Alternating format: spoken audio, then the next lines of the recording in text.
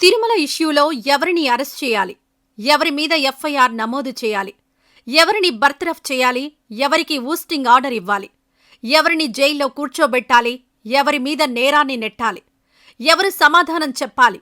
ఎవరు ఈ ఘటనకు బాధ్యత వహించాలి? ఎవరిది న్యాయమనాలి? ఎవరిది అన్యాయమనాలి? ఎవరిని తప్పుబట్టాలి? ఎవరిది కరెక్ట్ అని చెప్పాలి? అంతా నేనే, అంతా నాదే అనే అహంకారానికి ఎక్కడ పులిస్టాప్ పెట్టాలి? ఇలా ఎన్నో ప్రశ్నలు వేస్తున్నారు ప్రజలు, భక్తులు.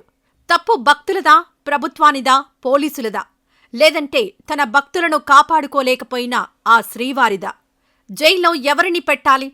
పోలీసులనా, ముఖ్యమంత్రినా, అధికారులనా, విఐపీలనా, టీటీడీ అధికారులనా?